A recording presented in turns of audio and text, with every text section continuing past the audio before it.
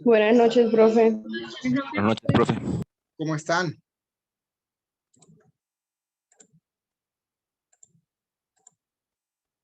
En la clase pasada comenzamos a hablar de algunos conceptos básicos de la clase, como fueron los actores de la economía, hablamos de interés, hablamos de rentabilidad, comenzamos a hablar de producción.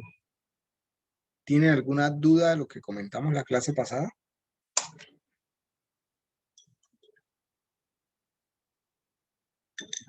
Por mi parte no, profe.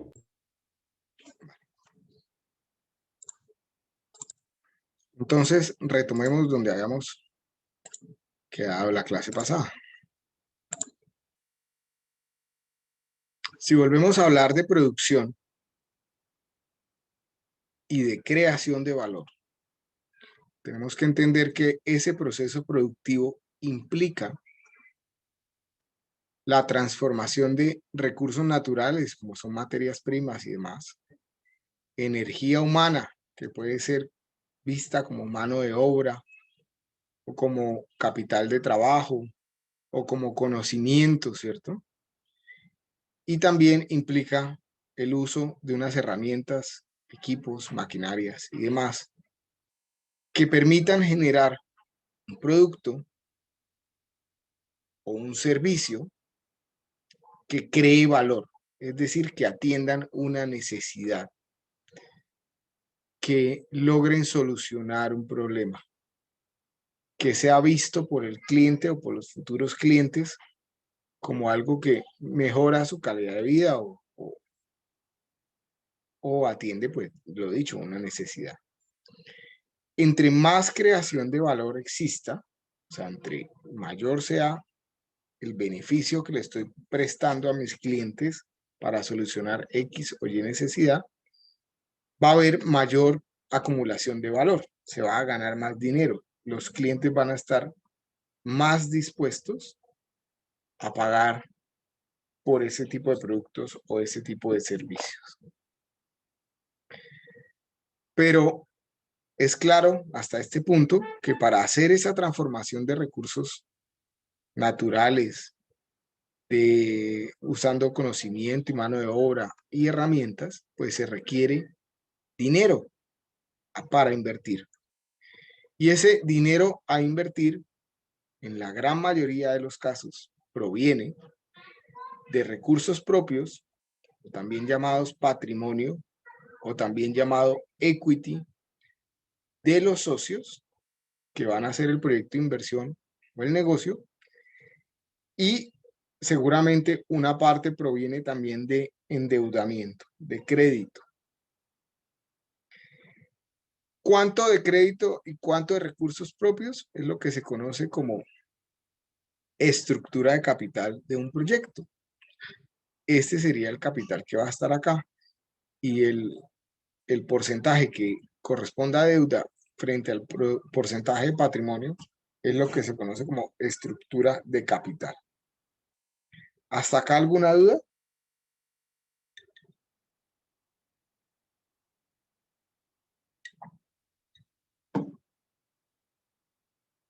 Vale. También habíamos comentado en la clase pasada que el dinero tiene valor en el tiempo. Y ese cambio del valor del dinero en el tiempo está estrechamente relacionado con el concepto de interés y de rentabilidad. Si nosotros decidimos adelantar consumo hoy, digamos, conociendo una estructura de ingresos que tendremos en un futuro, pues nos tocará pagar un interés por el dinero que solicitemos de deuda. Y si decidimos ahorrar o invertir, podemos esperar una rentabilidad. También hablamos en la clase pasada que este concepto del valor del dinero en el tiempo implica que es mejor tener un peso hoy que un peso mañana, porque con la unidad monetaria hoy podemos adquirir más productos de consumo que mañana que lo afecta a la inflación, o incluso podemos invertir y ganar más dinero con ese mismo, por el hecho de tenerlo hoy. ¿Qué hace normalmente un inversionista con ese dinero hoy? Pues lo que acabamos de decir, invertirlo, ¿cierto? Y crear una rentabilidad neta o marginal sobre el dinero que le cuesta, sobre lo que le cuesta el dinero que está invertido. Porque este dinero cuesta. Los recursos que se inviertan en un negocio cuestan, ¿cierto? El crédito me van a generar unas tasas de interés que tengo que cumplir, ¿cierto? Que tengo que atender. Y los recursos propios que están inmersos en el negocio también cuestan. Y cuestan el costo de oportunidad de cada uno de los socios que están invirtiendo. Ahora les hago la pregunta, ¿qué se pierde o qué pierde un inversionista por no tener el dinero hoy? Por no tener disponibilidad ni de recursos propios ni de deuda hoy. ¿Qué pierde el inversionista? Profe, pues de pronto la oportunidad de obtener un beneficio a futuro con esa inversión que podría hacer si lo tuviera. Correcto, precisamente eso. Si el inversionista no tiene el dinero disponible hoy, pues va a perder la posibilidad de desarrollar esos proyectos de inversión y de ganarse esa rentabilidad neta de los mismos. A ese concepto, que es un concepto muy importante de ingeniería económica, se le conoce como costo de oportunidad. El costo de oportunidad no es más entonces que la rentabilidad que deja de percibir un inversionista por no contar con los recursos, ya sean de patrimonio o de deuda, para invertir en el proyecto. Ya iremos afianzando entonces un poco ese concepto. Lo vamos a ver a lo largo de todo el semestre y es de los conceptos más importantes que ustedes deben interiorizar para poder evaluar cualquier proyecto de inversión, cualquier negocio. Entonces, ya habíamos dicho hasta acá que el capital que está implícito en un negocio son los recursos financieros que fondean, que financian ese negocio o ese proyecto de inversión. Y que hay dos fuentes de capital, tanto el patrimonio, el equity o los recursos propios, que es lo mismo, o deuda, créditos. Definimos rendimiento de capital como la tasa de rentabilidad que se obtiene cuando un inversionista adelanta un proyecto que ha financiado o fondeado con una mezcla de patrimonio y de deuda. El rendimiento de capital es un interés que me estoy ganando, ¿cierto? ¿Cuál debería ser el rendimiento mínimo que debería generar un proyecto para ganar valor, para acumular valor? Pues ya lo habíamos comenzado a hablar desde hace 2 clases, ¿cierto? Y también la clase pasada. La rentabilidad del proyecto debe ser superior al costo que está teniendo el dinero dentro del proyecto, en últimas, a las tasas de colocación, que son el interés al cual me prestan dinero, tiene que ser superior a las tasas de captación y por ende ser superior a la inflación. ¿Qué buscan los accionistas y los deudores que están dispuestos a fondear el proyecto? Pues maximizar la rentabilidad, ¿cierto? Ganar dinero, estar por encima de los instrumentos, entre comillas, seguros financieros que me ofrecen una rentabilidad a cambio de sencillamente dejar quieto el dinero en esa entidad financiera. Por lo tanto, ¿qué riesgo asumen los proveedores de capital a la hora de entrar en un negocio?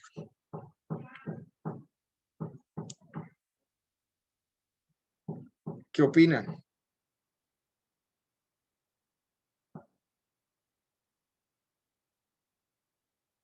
Pues que en caso tal de que, digamos, el negocio no funcione, pues van a perder esa inversión. Van a perder esa inversión, correcto.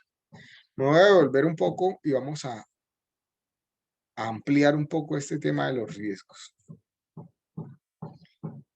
En los procesos de producción hay dos proveedores de capital, que son los socios que ponen recursos propios o las entidades financieras que ponen deuda o créditos, ¿cierto? Que ponen recursos vía crédito o vía deuda. Ellos tienen riesgos, ¿cierto? En el proyecto. Sin embargo, los riesgos del que coloca el financiamiento por crédito o por deuda son menores que los que colocan recursos propios. Si el proyecto va mal, ¿cierto?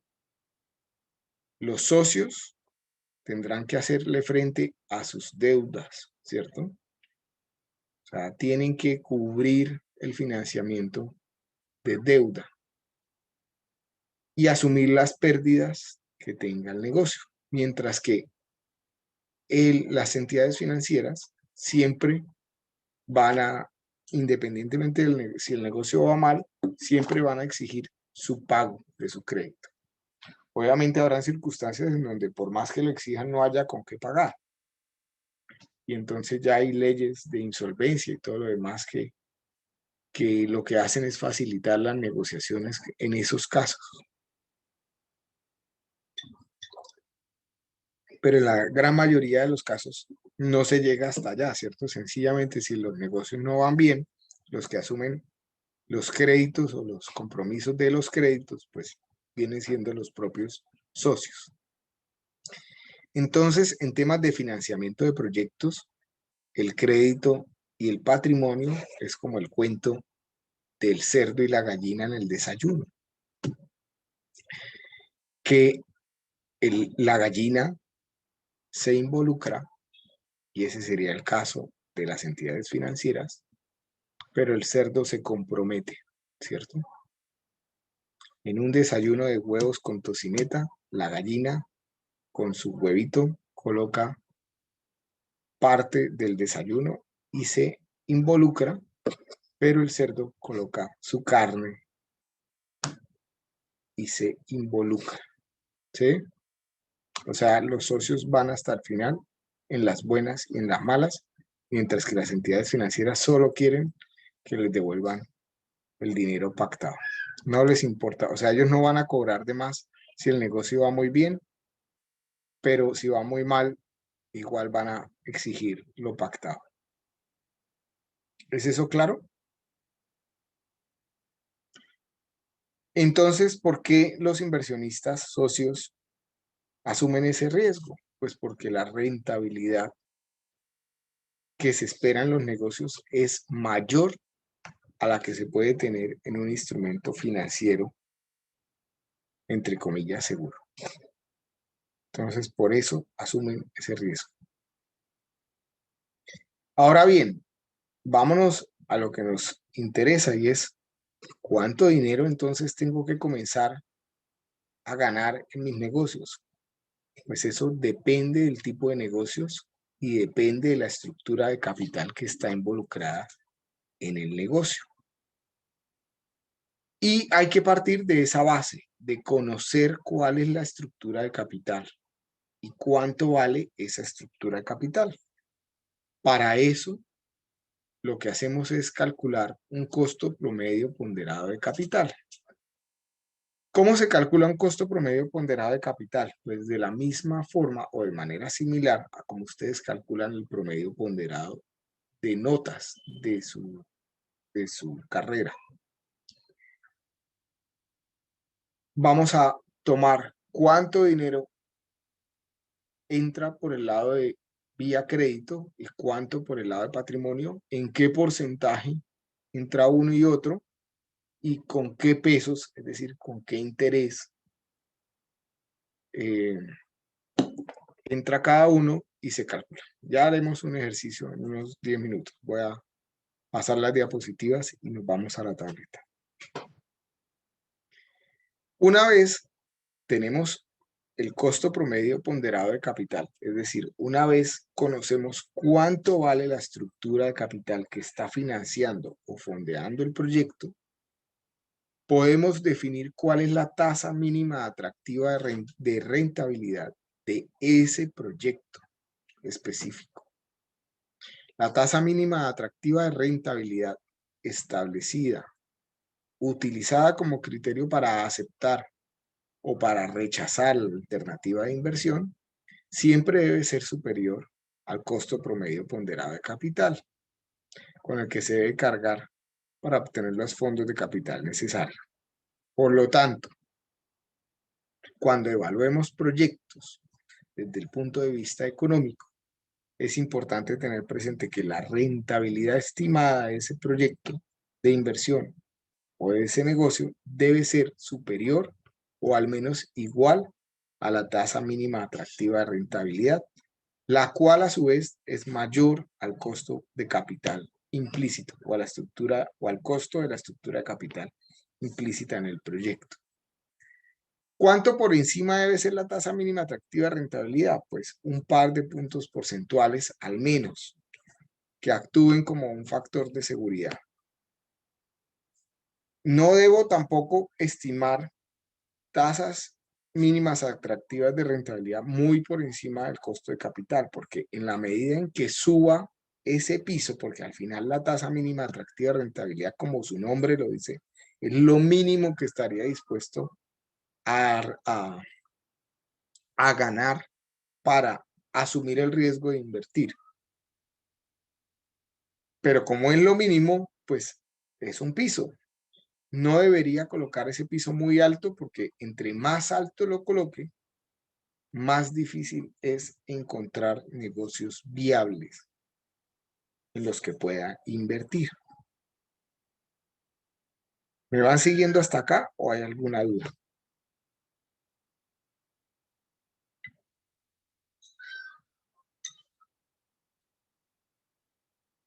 Todo bien, profe. Para mí, esta es de las clases más importantes de la clase de Ingeniería Económica, del curso de Ingeniería Económica.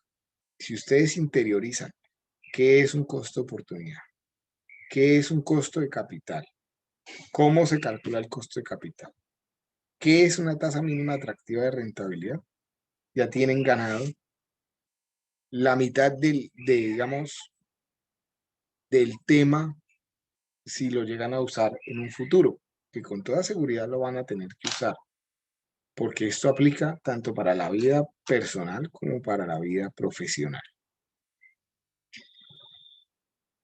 Entonces, hablemos un poco de costo de oportunidad. Ya habíamos dicho que es la rentabilidad que deja de percibir una empresa por no tener los recursos disponibles para financiar un proyecto X.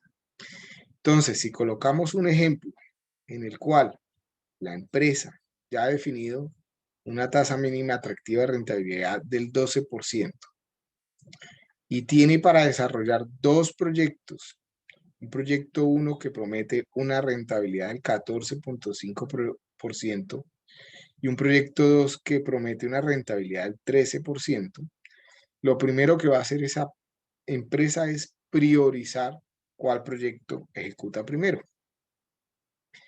Desde la lógica netamente económica, uno pensaría que el proyecto a ejecutar primero, pues es el que tiene mayor rentabilidad, es decir, el proyecto 1.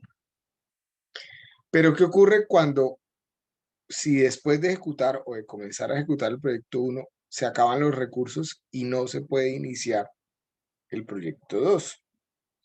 Pues el costo de oportunidad de esa empresa queda definido por la rentabilidad que no puede ganarse producto de no tener los fondos para desarrollar ese proyecto 2. Es decir, el costo de oportunidad de la empresa ya no sería el 12% que había calculado como una tasa mínima atractiva de rentabilidad, sino comenzaría a ser el 13% que podría haberse ganado ejecutando el proyecto 2. ¿Bien? ¿Sí me siguen entendiendo? Profe, no le entendí, ¿se puede volver a explicar?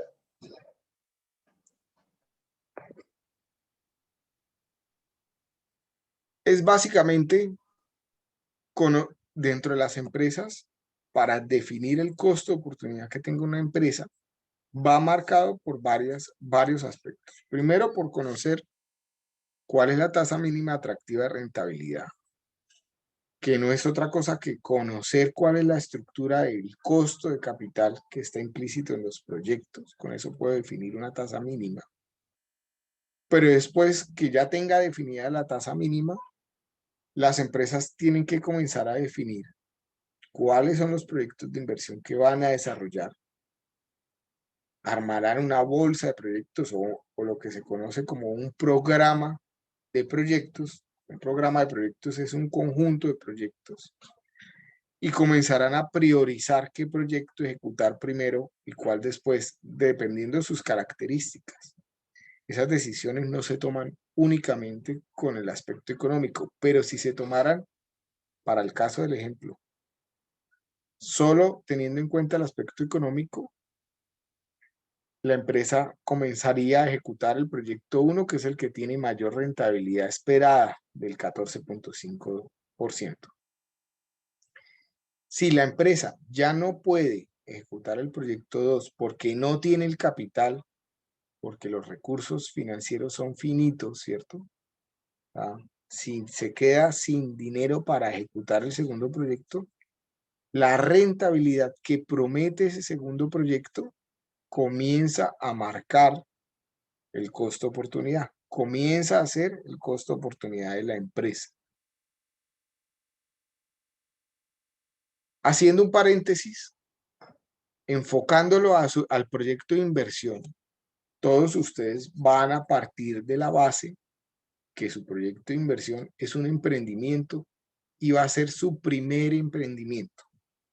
Es decir, que la empresa no tiene en ejecución ningún proyecto y que no conocen cuál es la rentabilidad estimada de esos proyectos anteriores, pues no hay proyectos anteriores. Por lo tanto, el costo oportunidad de sus proyectos de inversión va a ser la misma tasa mínima atractiva de rentabilidad.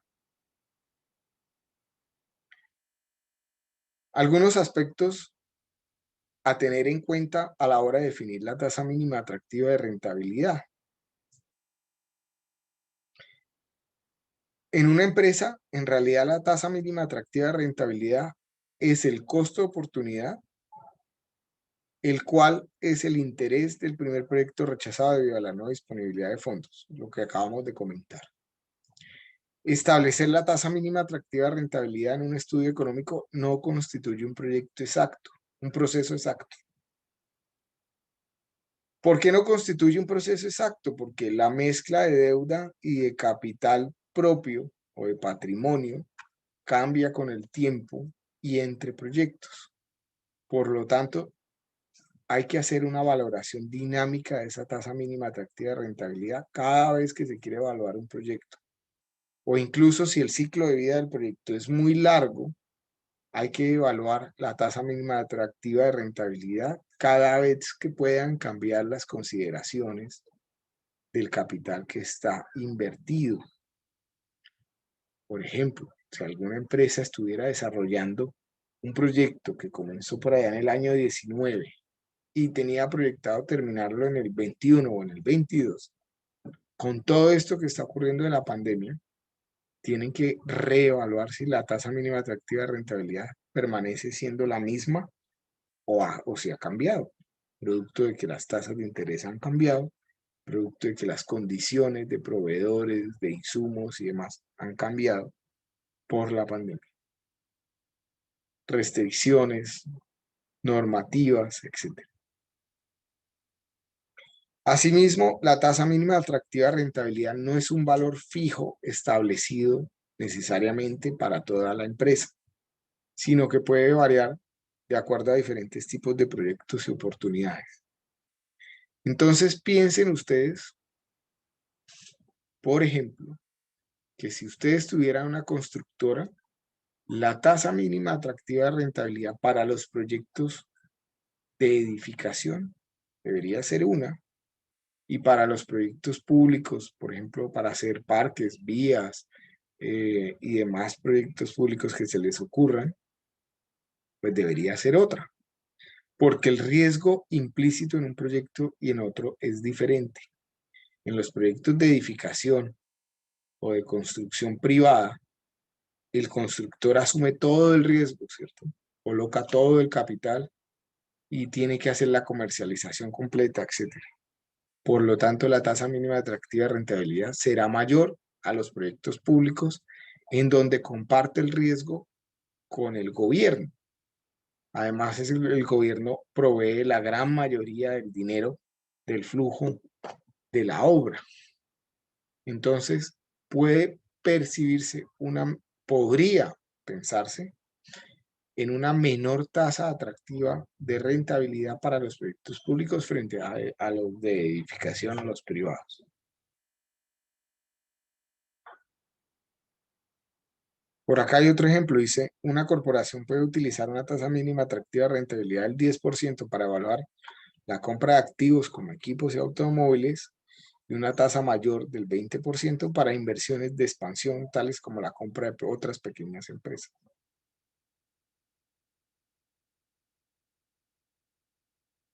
¿Dudas hasta acá?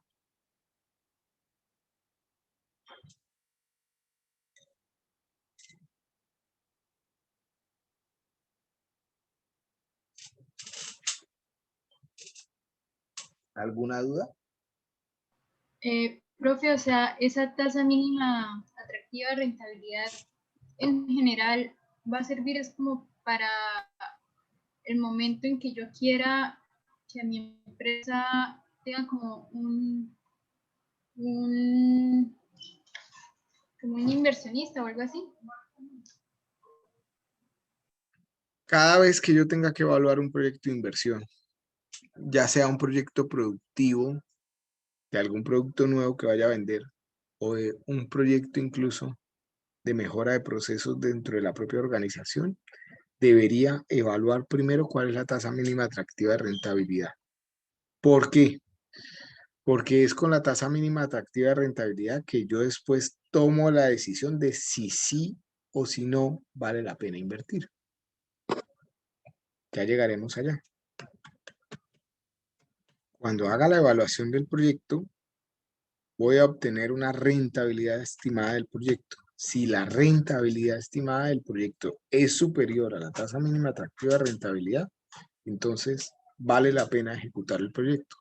Si no lo es, no vale la pena ejecutarlo. Y esa es la razón principal por la que yo debo conocerlo. En nuestras finanzas personales, igual. Yo debería evaluar cada vez que inicie un proyecto de inversión en finanzas, en mis finanzas personales, evaluar cuál es mi tasa mínima atractiva de rentabilidad y tomar la decisión de si es viable o no emprender la inversión, el proyecto. Profe, entre más riesgos tenga el proyecto, más tasa mínima atractiva de rentabilidad debe tener. Entre más riesgos tenga el proyecto, mayor rentabilidad debería darme el proyecto.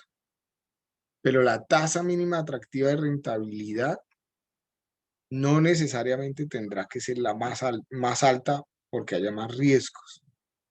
Me explico. La tasa mínima atractiva de rentabilidad, primero, la de los socios, depende del costo de oportunidad que uno tenga, ¿cierto? Y la de la deuda, digamos, para invertir en proyectos muy riesgosos, la deuda de todos modos tiene unos topes. Y digamos, los créditos de deuda más costosos son los de libre inversión, en donde el banco no le pregunta para qué es el dinero. Usted podría tapar un hueco financiero sencillamente con esos créditos y al banco no le importa. Entonces, esas dos condiciones no varían mucho la tasa mínima atractiva de rentabilidad. Pero ya dentro de la evaluación que yo haga del proyecto más adelante, debería tener presente mejor dicho, cuando haga el modelo económico de ese proyecto específico que es más riesgoso, me va a salir más costoso muchas cosas, precisamente para intentar mitigar los riesgos. Y al final, si uno hace bien la evaluación, es probable que incluso con la misma tasa mínima atractiva de rentabilidad ya no sea viable el negocio. ¿Sí? Así la tasa mínima no sea muy alta, ya no sea viable porque los costos y gastos implícitos en el negocio, dispuestos principalmente a mitigar los riesgos, pues encarezcan tanto el tema que lo hagan inviable. ¿Sí? Ya llegaremos allá. Esa es la intención de la clase, del curso.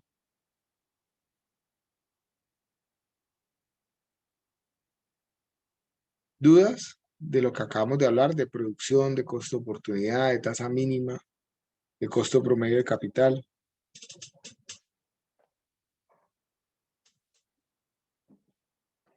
Vale. Hagamos un pequeño ejercicio entonces de cómo Profe. calcular. Señor. Profe, una pregunta. Digamos que hay un proyecto en el que yo quiero invertir, pero va más por el material. Es un material que, digamos, no necesita un mantenimiento, pero es mucho más caro. Digamos, el doble caro a un material normal, que sale más rentable. Tienes que evaluar el proyecto. ¿Qué implica evaluarlo? Pues no solo la parte de construcción, sino lo que hablábamos en la clase antepasada. Tienes que comenzar a evaluar el ciclo de vida del proyecto en donde está incluido el mantenimiento. Si al final el proyecto que tiene materiales más económicos pero mayor mantenimiento, no necesariamente va a ser el más barato, ¿sí? Pero igual hay que evaluarlo. O sea, hay que evaluar los dos proyectos, los dos escenarios para el ciclo de vida del proyecto. Ok. No hay forma de respondértelo rápidamente. Solo hasta que termines el curso vas a comprender lo que te acabo de decir. ¿Sí? Listo, sí, señor.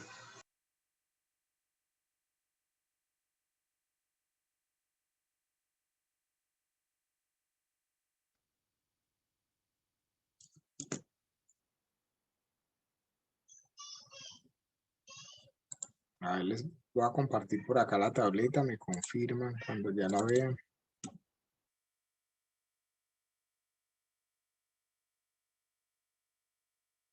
Bien. Entonces hagamos un ejemplo.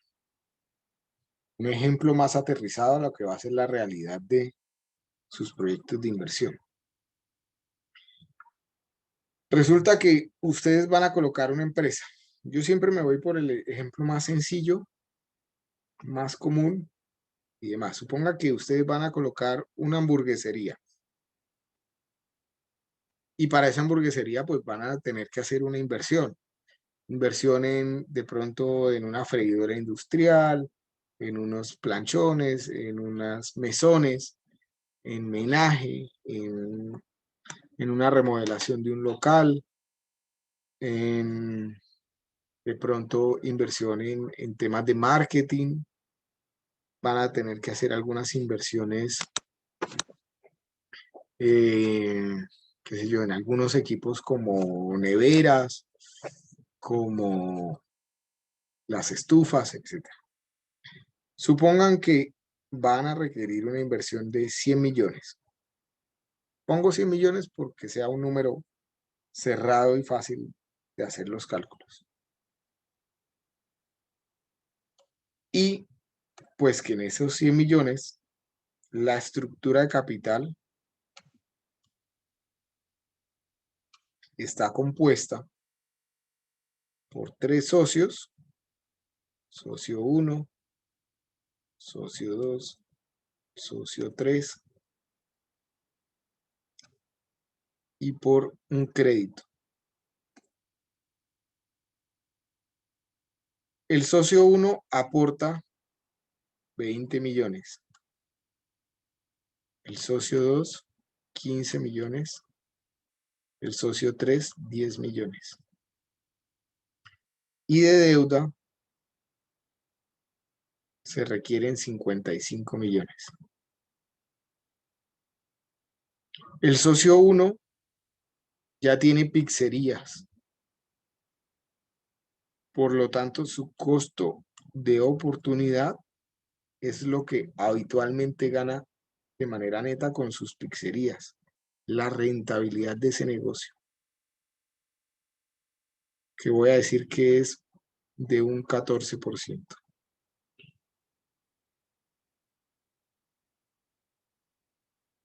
El socio 2 ahorra, tiene los recursos ahorrados, y ahorrando en el instrumento que él tenga, que puede ser un CDT, se gana un 6%. El socio 3 lo tiene invertido en una fiducuenta o en otro instrumento de ahorro diferente que le renta un poco más, un 8%. Y la deuda tiene un interés del 18%. Me interesa entonces calcular cuál es el costo promedio ponderado de capital de esa estructura de capital que se va a involucrar en el negocio. ¿Cómo la calculo? Pues de manera similar a como ustedes calculan el promedio ponderado de sus notas. Primero, ¿cuánto pesa cada uno de los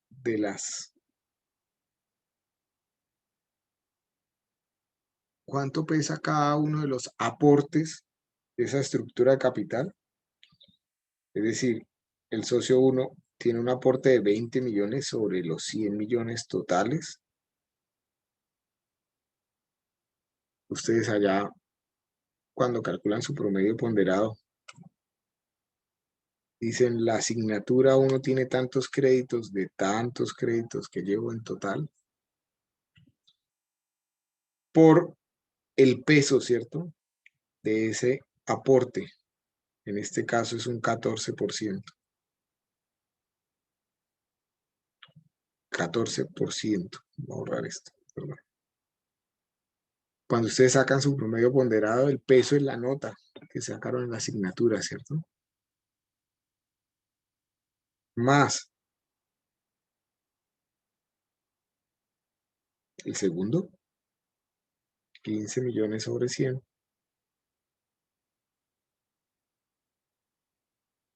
por 0,06.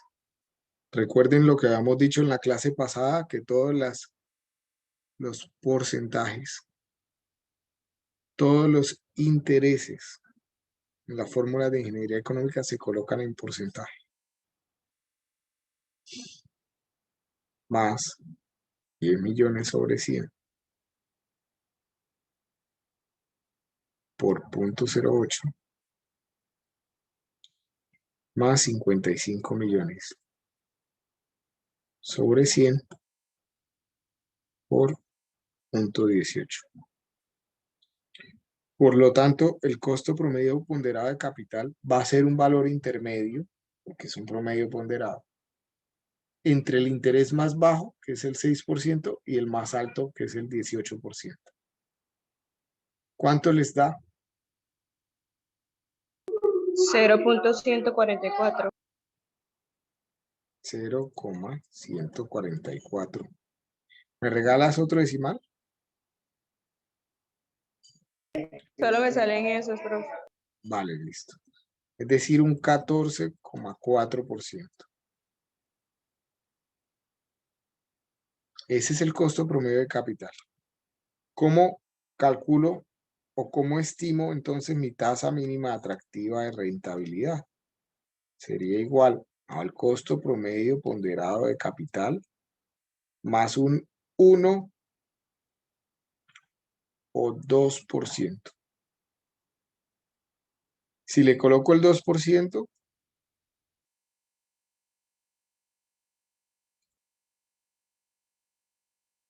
estaríamos hablando ya de un 16,4%. Por lo tanto, para que mi negocio de hamburguesas sea viable, la rentabilidad esperada de ese negocio debe ser mayor o igual al 16,4%. Profe, qué pena. ¿Puedo volver a repetir lo de TMAR, por favor? La tasa mínima atractiva de rentabilidad es igual al costo promedio ponderado de capital, que ya lo calculamos acá, ¿cierto? Más un 1 o un 2%, esto es una O, más un 1 o un 2%.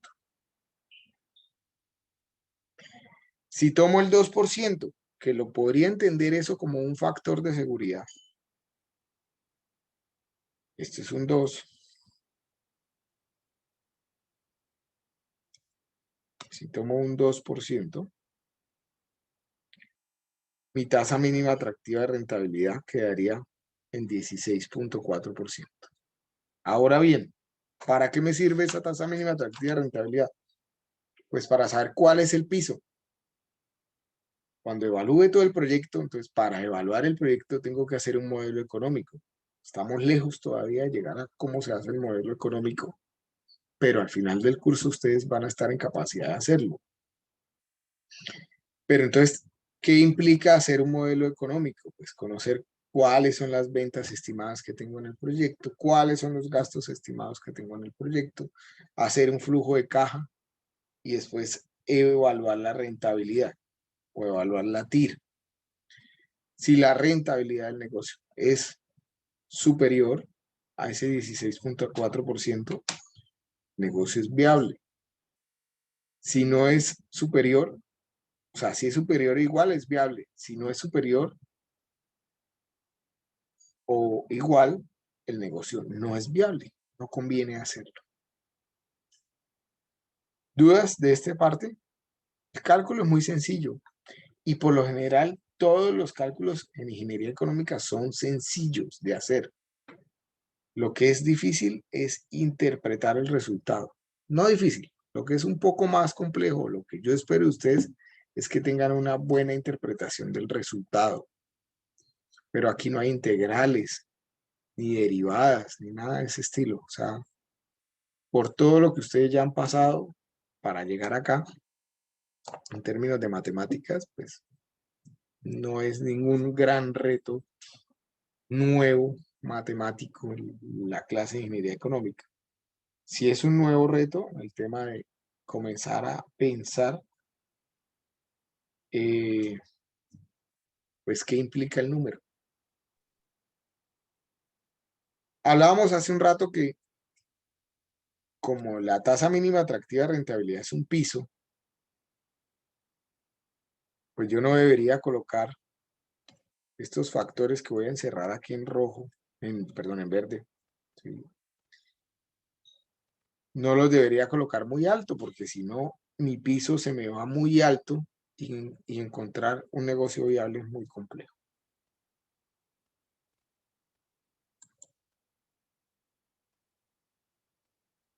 Continuemos. ¿Dudas hasta acá?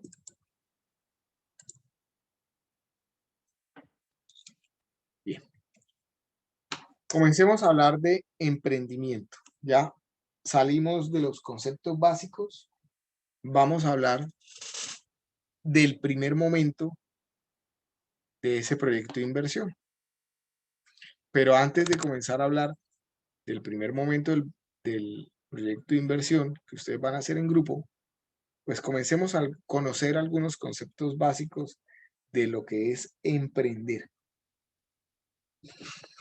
Si ustedes se van a un diccionario, van a encontrar las siguientes definiciones. Emprender, que emprende con resolución acciones dificultosas o azarosas. Emprendedor, perdón. Emprender, acometer y comenzar una obra, un negocio, un empeño, especialmente si encierran dificultad o peligro.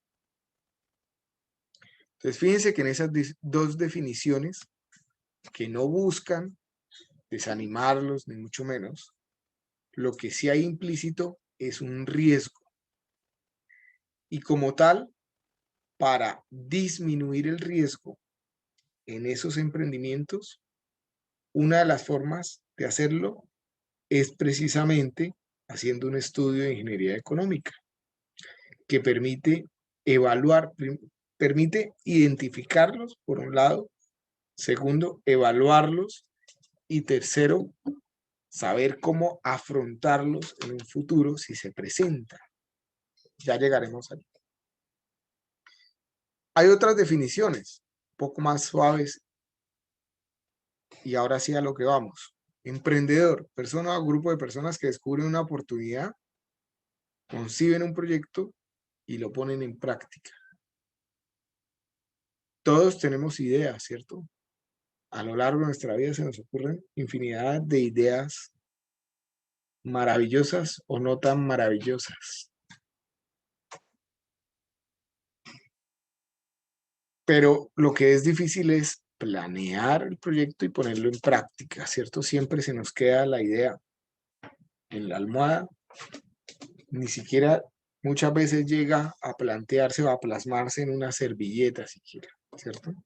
Siempre se nos queda por ahí dando vueltas y no la comenzamos a estructurar.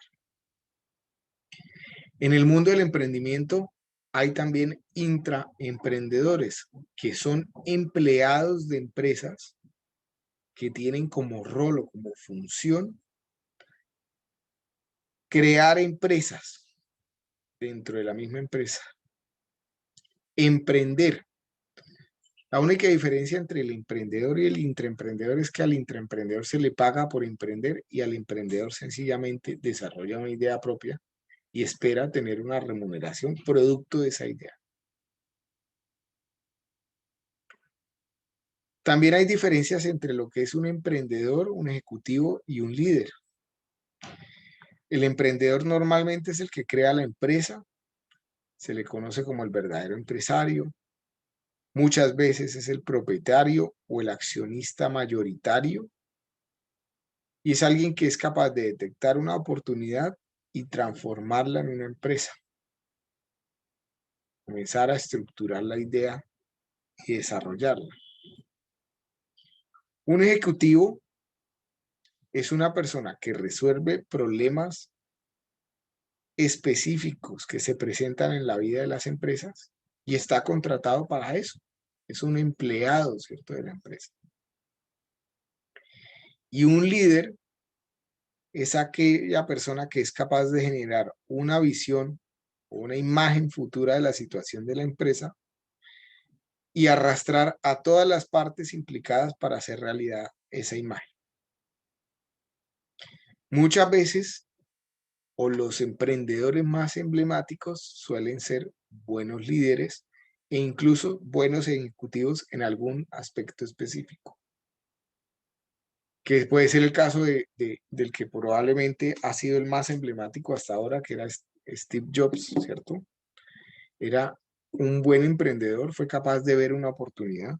No fue el único emprendedor de Apple, ¿cierto? Él iba acompañado de Wozniak.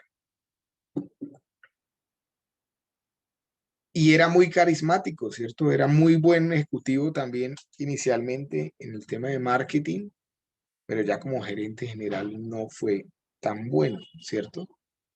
Fue bueno en temas de innovación y en temas de marketing, pero como gerente general incluso lo echaron de su propia compañía, ¿cierto? Porque tenía una forma un poco fuerte de liderar. No sé si han tenido la oportunidad. El libro de su biografía es interesante. Hay otros emprendedores muy reconocidos como Larry Page y su compañero en Google, como Jeff Bezos en Amazon, ¿cierto? Que él comenzó siendo emprendedor y ejecutivo, porque hay muchas fotos de él cuando comenzó su emprendimiento y sentado frente a un computador con infinidad de cajas atrás y haciendo de todo un poco, ¿cierto?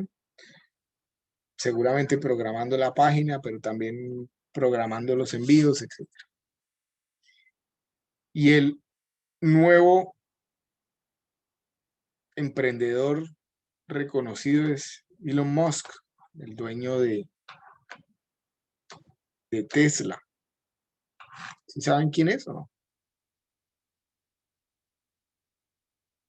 Sí, señor. que también parece ser un líder muy carismático, que parece ser alguien que es capaz de motivar a todos los que trabajan con él, así sean sus empleados, para hacer todos esos proyectos que se le ocurren y que son tan innovadores. Entonces, no necesariamente el emprendedor es un líder, ni no necesariamente el emprendedor es un ejecutivo. Es alguien que ve la oportunidad y lo quiere y lo transforma en una empresa. Puede utilizar para transformarlo en empresa a ejecutivos que contraten y puede incluso contratar líderes que sean capaces de darle forma a esa idea y comenzar a arrastrar a las personas que estén cerca trabajando para hacerla una realidad. Hay otros actores importantes en el tema de emprendimiento como son los especuladores, que ya habíamos hablado de los especuladores o intermediarios cuando comenzamos a hablar de los actores de la economía, que son aquellas personas que son capaces de detectar diferencias del precio de las cosas, ya sea entre lugares o entre el tiempo o del valor de las partes de una empresa o de toda la misma o entre distintos propietarios potenciales. Digamos, el ejemplo más típico de un especulador es un corredor de bolsa, ¿cierto? O un trader. Ese es el especulador por naturaleza. Pero hay muchos actores que comienzan a participar como especuladores. El valor que aporta normalmente ese especulador es la información, tanto que conoce y cómo la maneja y cómo intenta influenciar el mercado con la misma. Hablando de este tema de los intermediarios y los especuladores, en Moodle, que voy a entrar por acá,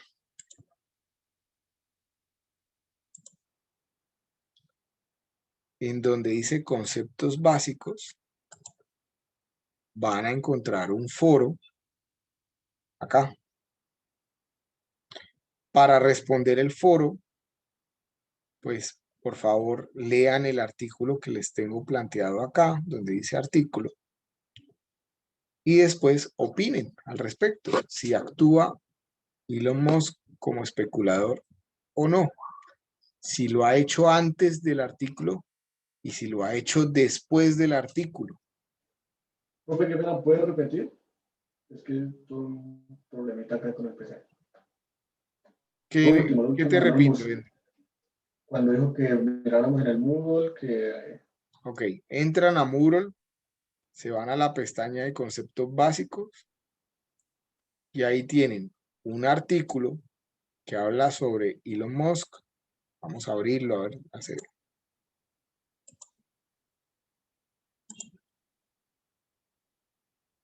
Por acá tiene el artículo.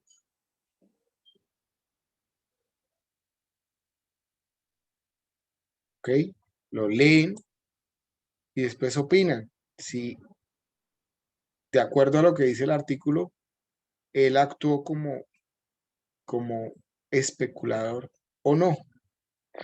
Y después les pregunto también, para abrir el debate, si ya lo ha hecho antes y si lo ha hecho después del artículo, porque este artículo, como ustedes lo pueden ver acá, es de mayo del 2020, pero por ahí hay actuaciones de él recientes que también son interesantes de analizar. Continuemos. Entonces, perdón.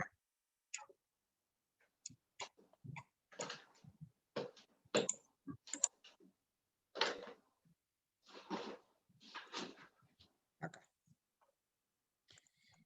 Algunos otros aspectos sobre el tema emprender. Cuando queremos comenzar una empresa hay que hacerlo con humildad. Yo de pronto la palabra humildad no es la más apropiada. Yo diría que con austeridad, más que con humildad. Usamos mal la palabra humildad. La voy a corregir de una vez. Con austeridad. porque normalmente tenemos o existe poco dinero a la hora de comenzar un negocio, o cualquier dinero comienza a parecer poco a la hora de iniciar un emprendimiento. Con sacrificio, porque contrario a lo que uno puede pensar cuando es empleado, el emprender, muchas veces uno está empleado y dice, ay, me gustaría tener lo propio para descansar o para no tener que estar yo aquí a toda hora pensando en esto y aquello. Pues el emprender implica sacrificio y por lo general más sacrificio del que uno hace en un empleo normal. Implica más de 40 horas semanales de trabajo. Casi que el emprendedor está permanentemente trabajando en su idea de negocio, ¿cierto? En desarrollarla. Por lo menos mientras esa idea coge forma, se estabiliza y crece, ¿cierto? Es decir, el dueño de Amazon en este momento seguramente podrá tener mucho tiempo libre, ¿cierto? Ya no se angustia por muchas cosas de su negocio. Para eso tiene ciertos empleados, pero durante 10 o 15 años estuvo permanentemente pensando cómo mejorar su idea y cómo hacerla crecer. Se empieza también con honradez, porque hay que convencer y hay que empatizar con todos los posibles involucrados o stakeholders. Tengo que convencer a mis clientes para que me compren. Tengo que convencer a mis empleados para que estén dispuestos a aportar y a conseguir la visión. Tengo que convencer a mis proveedores, ¿cierto? Para que de pronto me hagan algún crédito o me cumplan con las entregas de los insumos, etc. También es importante entender que hay un momento, que la empresa hay que reflexionarla, que hay que pensarla bien, que hay que estructurarla. Y eso toma un tiempo. Cada vez ese tiempo va siendo más corto, porque la dinámica empresarial es cada vez más rápida, ¿cierto? Si yo encuentro una idea buena, muy novedosa, tengo que tratar de ejecutarla o ponerla al menos en probarla al menos rápidamente para ver si sí es aceptada por los clientes o no, o por los potenciales clientes. Pero cuando hablamos de momento, también muchas veces nos referimos a que no siempre la idea de negocio se puede desarrollar en un momento específico. Pueden haber excelentes ideas de negocio ya en tinteros y en desarrollos que no han salido a la luz porque no es el momento apropiado para lanzarlas. Ya sea porque la tecnología no esté completamente desarrollada o por otros aspectos. ¿Por qué, por ejemplo, no se comienzan a comercializar completamente autos eléctricos en todo el mundo, siendo que esa podría ser un gran aporte para todo el problema ambiental que tenemos actualmente?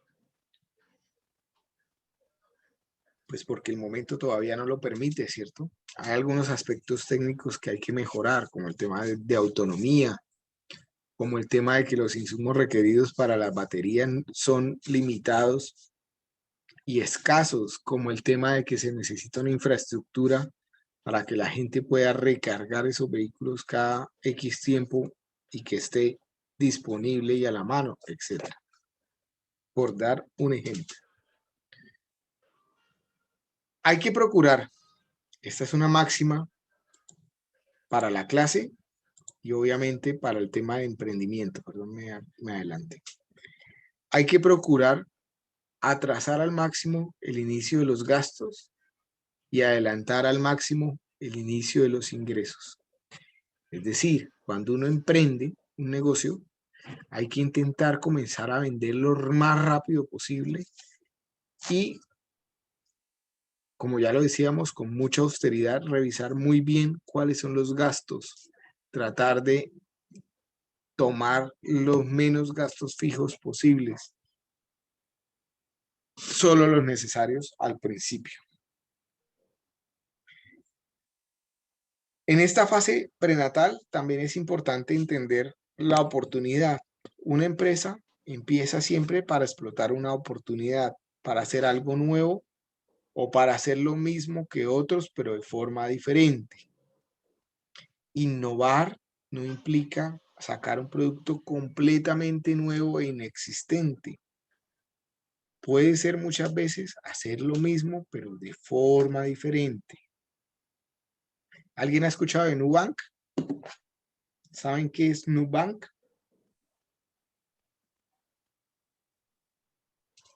¿Y quién es el emprendedor detrás de Nubank? Está muy de moda en estos días. ¿Han escuchado la radio? ¿Es como un banco digital? Es un banco digital. ¿De quién es el banco digital?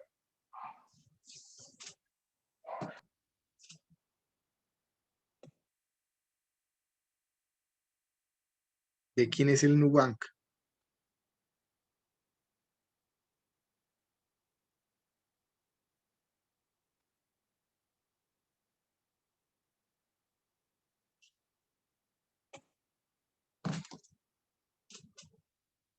El emprendedor de Nubank se llama David Vélez.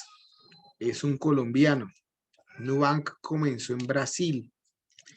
La fortuna estimada de David Vélez, que tiene 38 años, si no estoy mal, si no me falla la memoria, es de 5.200 millones de dólares en este momento. Es decir, que él ya entró en la lista de Forbes de los más ricos del mundo.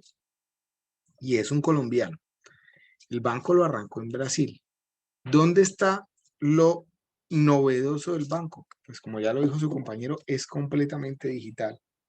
Y al plantear ese modelo de negocio completamente digital en un negocio tradicional, él ofrece los mismos productos que cualquier otro banco. Tiene cuentas de ahorro, tiene cuentas corrientes, tiene tarjetas de crédito, tiene CDTs, etcétera.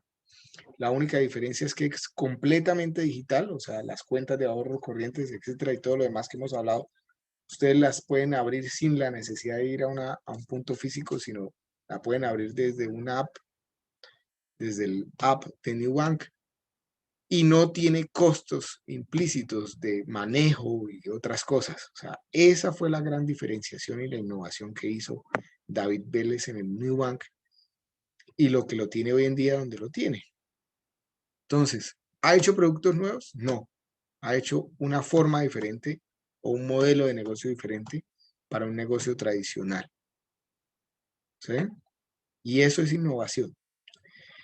Distinguir esa oportunidad cuando ya está en producción, cuando ya está en ejecución, es muy sencillo. O sea, en este momento todos diríamos, claro, ¿no? Pues, es lógico, ¿cierto? O sea, un banco virtual, estamos además en pandemia, no se puede salir o hay que minimizar ese tipo de cosas. Pues es una excelente idea, claro, pero ¿por qué a nadie se le había ocurrido? Y estamos hablando de que el Nubank arrancó en el 2010, no hace mucho tiempo. Luego, no todos tienen la capacidad de ver esas oportunidades y de montarse de manera oportuna en las mismas, ¿cierto? Para eso se requiere una visión que no tenemos todos, pero que podemos estar en capacidad de adquirirla en la medida en que nos involucremos y aprendamos más del tema y estemos permanentemente leyendo al respecto, conociendo ideas de negocios, etc.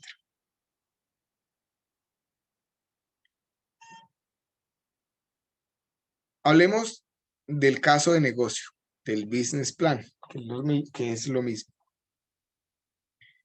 El business plan o caso de negocio significa plasmar en un papel la idea o proyecto de empresa que ustedes tengan, con tres objetivos principales. Primero, profundizar en la iniciativa y conocerla mejor. Encontrar posibles socios que la hagan real. que me aporten conocimiento y demás, y obtener financiación para acometer la idea, para poder ejecutarla, hacerla una realidad. Para desarrollar un buen caso de negocio o un business plan, hay 10 pasos que se sugieren. Primero, definir la actividad en la que se va a emprender. Segundo, definir cuál es el estado de avance. Es decir, si la idea ya existe, qué tan consolidada está, etcétera.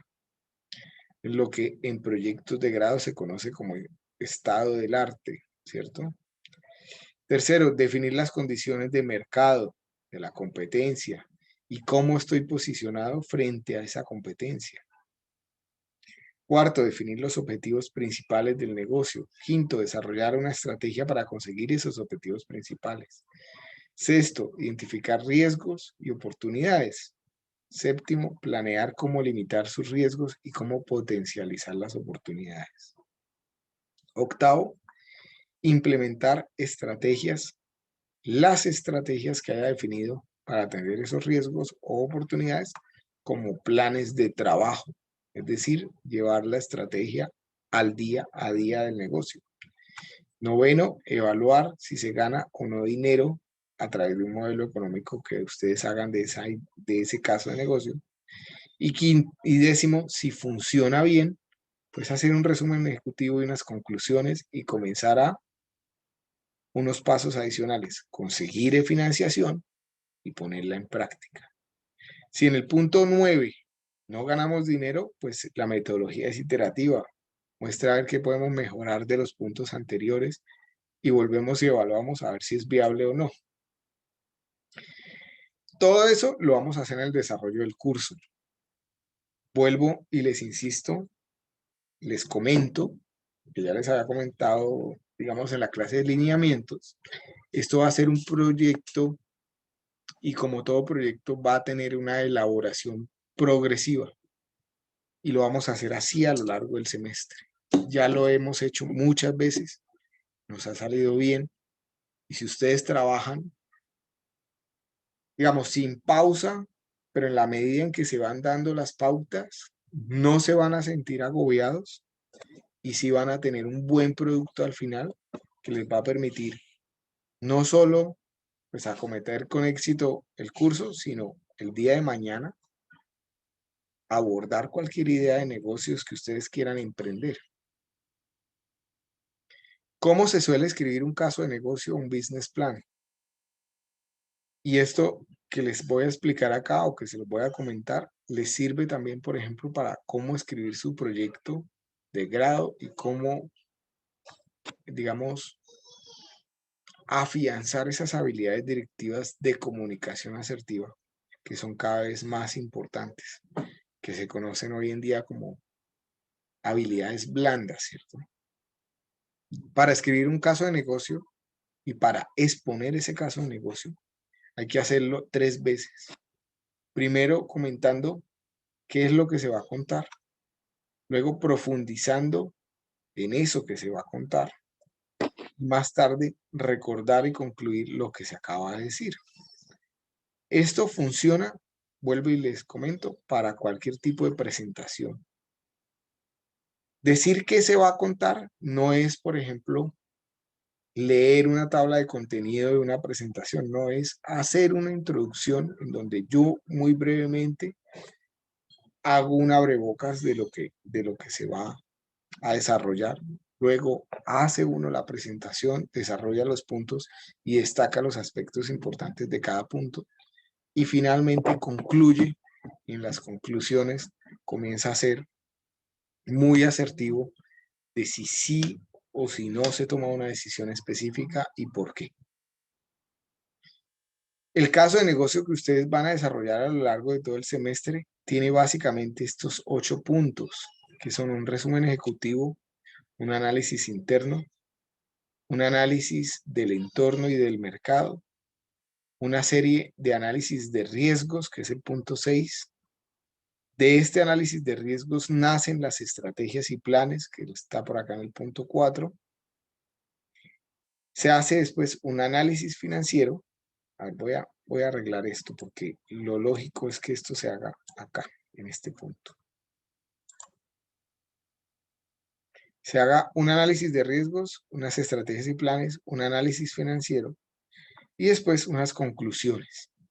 Y obviamente que todo esto vaya acompañado de los correspondientes anexos, que son todos esos insumos que ustedes tuvieron que utilizar, investigar y demás para hacer esos análisis. En la presentación, esta presentación la consiguen en Moodle, por acá donde dice proyecto en grupo. Se las voy a activar de una vez. Por acá donde dice emprender, que la voy a activar. Por acá tienen la presentación. Ahora más tarde o mañana les cargo el video de la clase, esta que estamos haciendo, y eventualmente van a tener que montar el reporte inicial de proyecto en este link que va a quedar definido para el 30 de abril, esa primera entrega, para que lo tengan presente, así como ya lo comentamos en la clase de lineamientos previos, de lineamientos del curso. 30 de abril, primera entrega del proyecto en grupo. Volvamos a la presentación. Entonces, si ustedes hacen clic en esta imagen, se van a encontrar con un resumen ejecutivo de un caso de negocio de una empresa de remodelaciones o de reformas. Si les interesa, pues léanlo y ya van teniendo algo que les facilita o les aporta ahí para sus ideas. Hablemos ahora sí del proyecto que se va a desarrollar y el primer momento. Primero, es muy importante, todas las ideas de negocios que ustedes vayan a evaluar primero como una fase cualitativa, tienen que ser 100% legales. Deben atender una necesidad, es decir, deben crear valor. Crear valor es crear un conjunto de beneficios que atraen a un cliente a comprar el producto o el servicio porque precisamente atienden una necesidad, solucionan algún problema de ese cliente. ¿Eso qué implica? Pues que para efectos académicos no es válida las ideas de negocios en donde ustedes únicamente compren algo barato para vender algo, ese mismo algo más caro. Esos tipos de ideas de negocio las van a descartar. ¿Es claro eso que estoy comentando?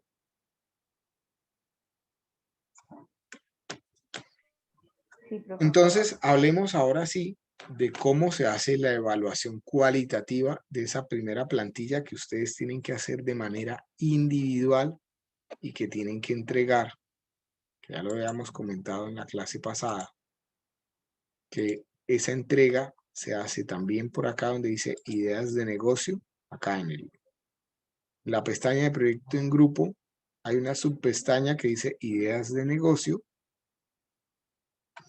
Ahí tienen una entrega individual, que es la plantilla de evaluación cualitativa de ideas de negocio.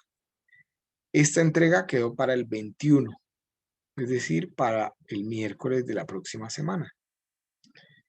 ¿Cómo deben ustedes entonces evaluar las diferentes ideas?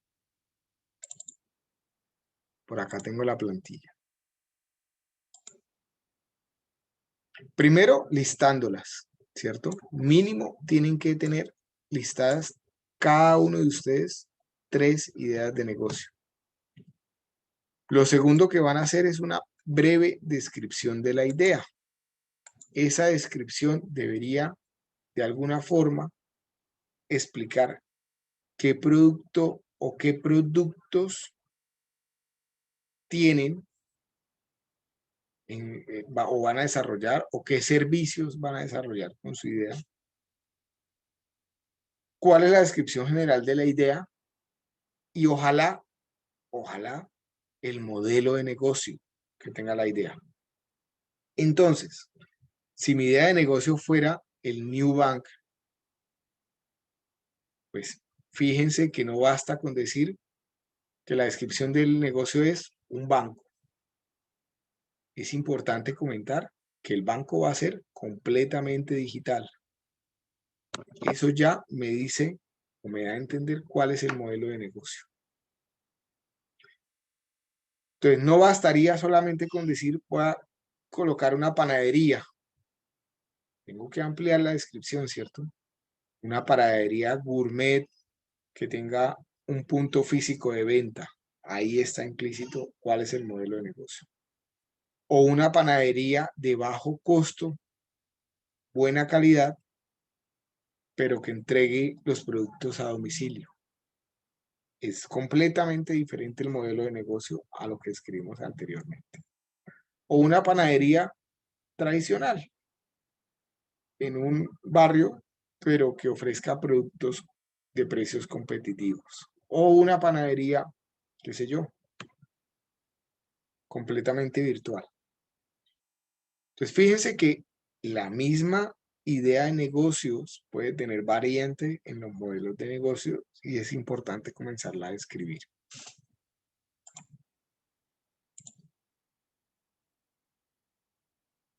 Sigamos con la evaluación. ¿Sí? Juliet, cuéntame, ¿tienes alguna duda? Profe, una pregunta. Las ideas de negocios tienen que ser con respecto a la ingeniería civil. No necesariamente. Sería lo ideal, pero no necesariamente. Si ustedes quieren evaluar y profundizar en una idea de negocio que no esté relacionada con la ingeniería civil y que les viene dando vueltas desde hace mucho tiempo, lo pueden hacer. Entonces, para allá vamos. ¿Cómo van a comenzar a evaluar las ideas desde el punto de vista cualitativo? Esta es una evaluación cualitativa. Primero la listan, hacen su descripción y después comienzan a colocarle una valoración a estos aspectos que tienen acá. Cada uno de los aspectos tiene una breve descripción en la celda del encabezado, ¿cierto? Que es precisamente lo que les voy a comentar. Algunos aspectos los deben evaluar de manera individual, como los que están viendo en blanco, para cada una de las ideas, y otros los pueden evaluar de manera general. O sea, cuando ya tengan listadas todas, van a comenzar a evaluar cuál es la que tiene mayor o menor cada aspecto. Entonces, vamos uno por uno. Primer aspecto a evaluar, relacionado con la ingeniería civil. Si la idea de negocios que ustedes tienen por acá está relacionada con la ingeniería civil, le van a dar una valoración de 5. Si no se relaciona con nada en la ingeniería civil, le van a dar una valoración de 1. Si se relaciona medianamente, entonces un valor intermedio. Ustedes deciden. Pasión. Cuando ya tengan listadas todas sus ideas de negocio, van a valorar con 5 la que les apasione más, la que los motive más a hacer, desarrollar. Y van a evaluar con 1 la que les apasione menos. Valores y objetivos. ¿Qué tanto se alinea la idea de negocio con mis valores y objetivos personales? Si se alinea bastante, pues le voy a colocar un 5. Si no se alinea casi, le voy a colocar 1. Entonces pueden haber ideas de negocios que como ideas de negocios son válidas, pero sus valores y los valores, digamos, mis valores no se alinean con la idea de negocios. Voy a colocar un ejemplo que no se alinearía conmigo. Un motel. Montar un motel es una idea de negocio válida, pero no se alinea con mis valores y mis objetivos de vida. Entonces, si ese fuera mi caso, lo valoraría muy bajito. O una iglesia.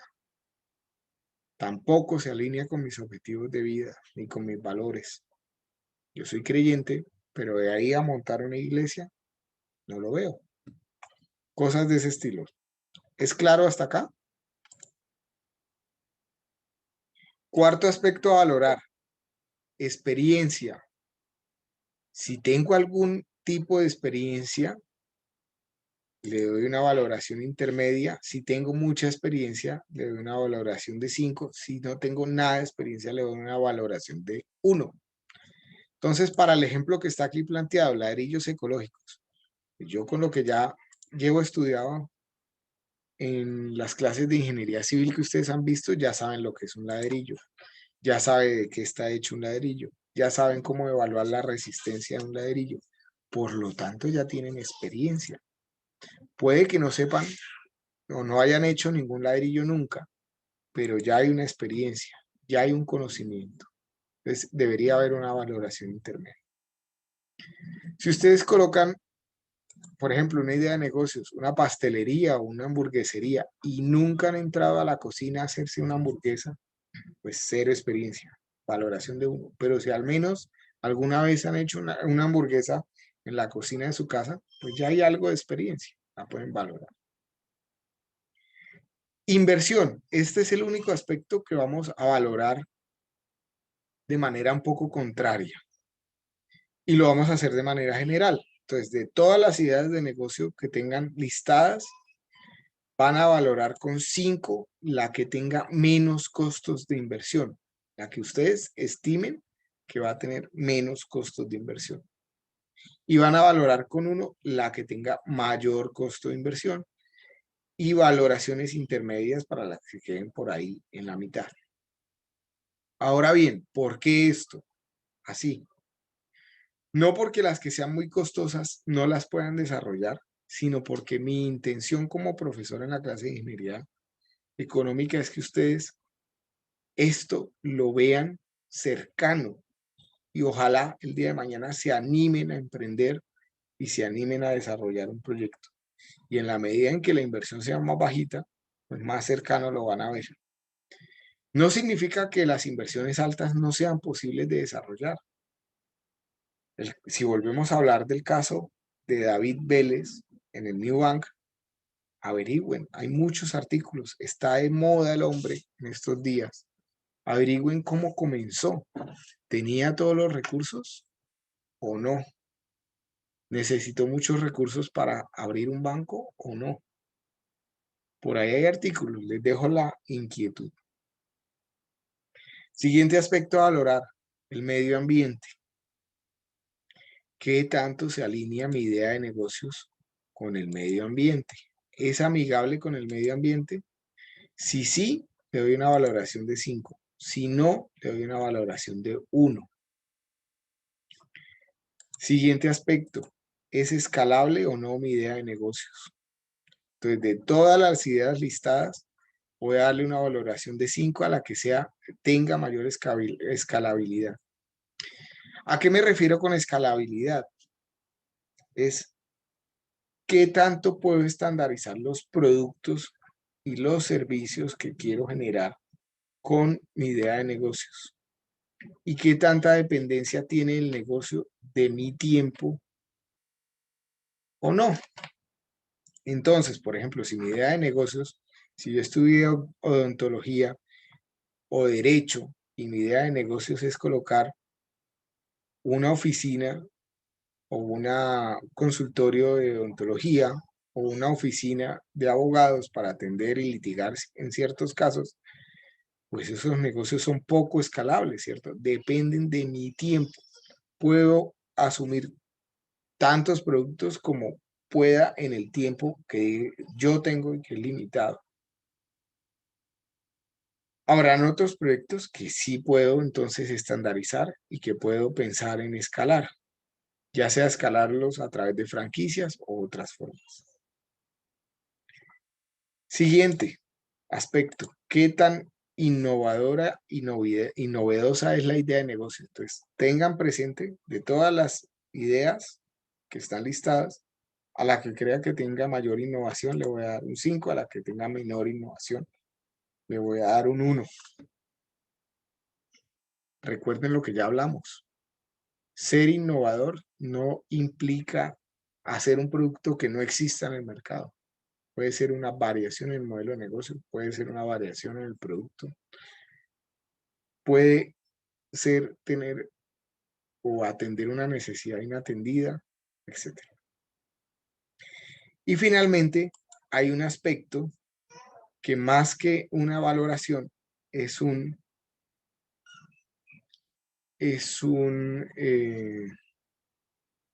se me fue la palabra, es una columna de verificación. Aquí tengo que preguntarme si genero productos o servicios con esa idea de negocio. Productos propios o servicios propios. Si genero productos y servicios propios, le doy un 1. Si no, voy a calificarlo con un 0.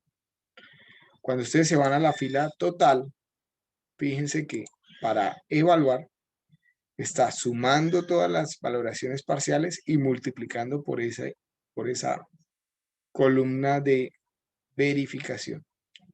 Por lo tanto, si no genero productos o servicios propios, la valoración final va a ser 0, que en otras palabras es descartar esa idea. Genero productos o servicios propios me deja implícito lo que comentábamos hace un rato. Si yo compro un producto para venderlo más caro, no me sirve. Ahí tengo que colocar un 0.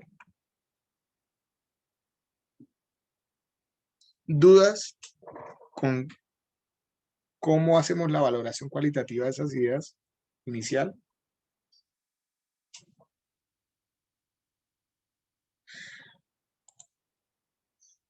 Profe, de pronto una pregunta respecto a productos y servicios.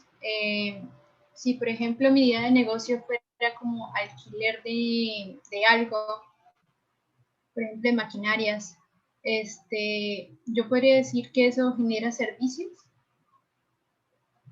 Sí, y ese sí va acompañado de si además de alquilar la maquinaria, va acompañado con el operador de la maquinaria. ¿Sí? Vale, profe. Pero sí puede ser un servicio. Más, o sea, más en ese sentido de si estoy colocando un valor agregado al colocar el operador y demás, que ya sabe cómo usarla y tiene un rendimiento y puede decirle al cliente cuál es el rendimiento de la maquinaria, etcétera. ¿Sí? Vale, profe, muchas gracias. Bueno. Para finalizar por hoy, 2 aspectos más. Hablemos un poco, voy a modificar esta presentación acá, este orden. Hablemos un poco de qué tiene el reporte inicial de proyecto. El reporte inicial de proyecto, que es lo que ustedes van a finalmente entregar, tiene 7 aspectos, pero es muy rápido de realizar. Primero, una evaluación cualitativa de todas las ideas de negocio. Ustedes ese ejercicio lo van a hacer de manera individual, pero después de que lo hagan de manera individual, se tienen que reunir y unir todas las 12 ideas de negocios y seleccionar una, que es la que van a desarrollar durante todo el semestre. Entonces, en el reporte inicial de proyecto, que es un documento escrito, ustedes van a colocar la plantilla, ya no con 3 ideas de negocio, sino con todas las que generaron entre todos, que si el grupo es de 4 personas mínimo serán 12 ideas de negocios.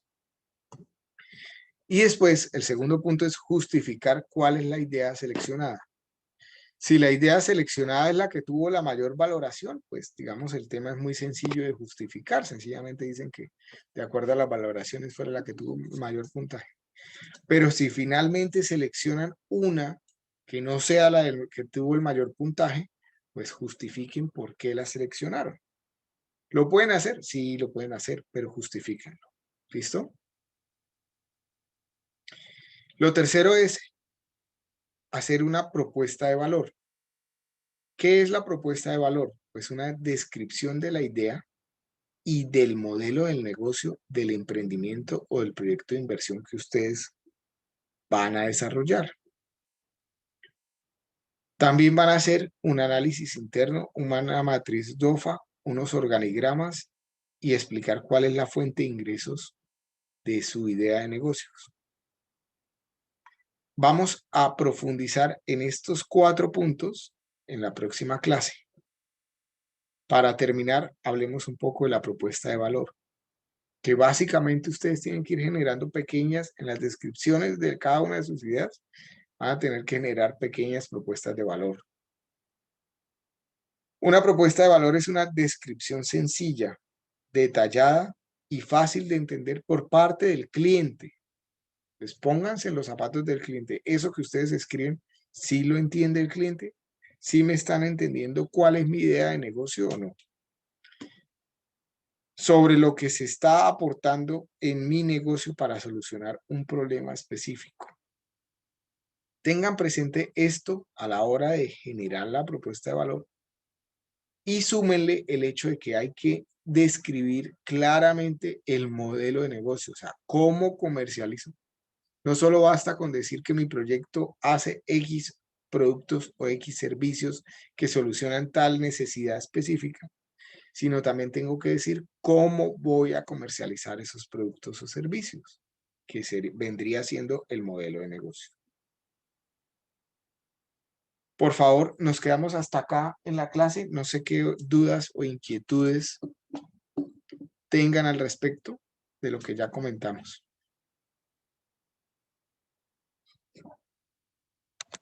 ¿Hay alguna inquietud, duda, pregunta?